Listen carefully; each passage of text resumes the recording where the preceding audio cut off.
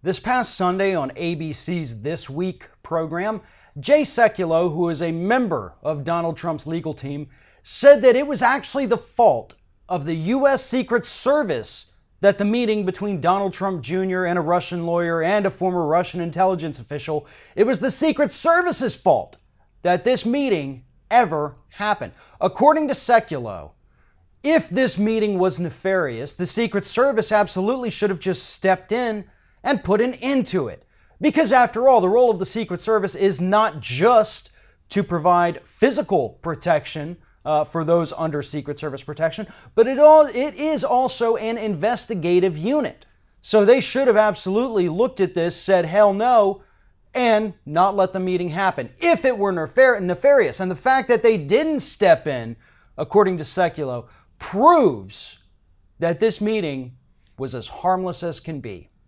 It's an interesting argument, and I'm sure it's an argument that Sekulow and the rest of the legal team are prepared to make in court if necessary.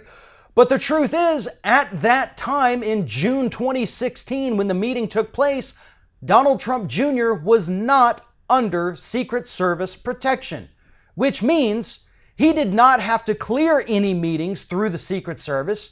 He did not have to alert them that things were happening. He did not have to tell them who he was going to be with, where he was going to be, or what he was going to be doing.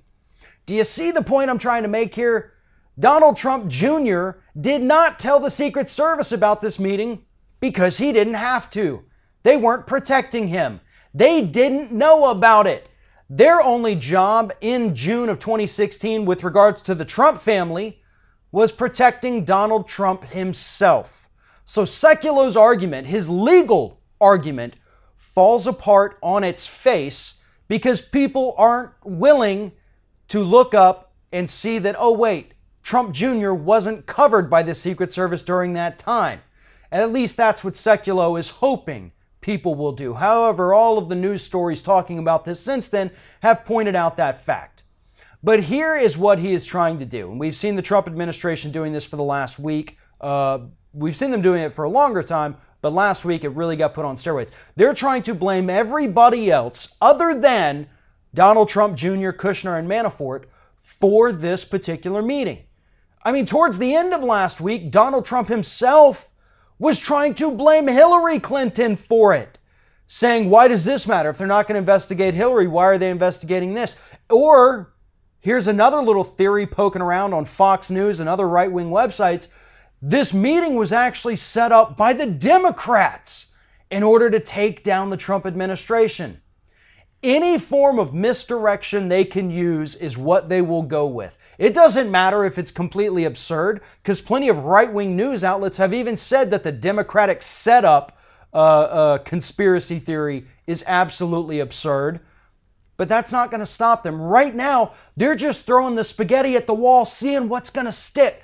What works best with the American public? Which one are they going to buy into out of our countless lies about this particular meeting? Because the bottom line is this. This meeting was bad. It makes the Trump administration look bad. It points to possible collusion between the campaign and people from Russia.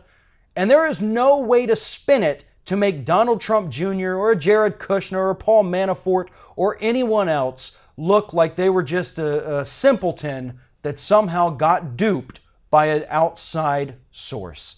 The Trump administration knows they screwed up, and they're using whatever trick, tactic they have to convince the public that it wasn't their fault. If you like this video, make sure that you like, comment, and share, and most importantly, subscribe to our YouTube channel. And if you want to help support Ring of Fire, go to patreon.com/TheRingOfFire, become a monthly patron to help support independent progressive media.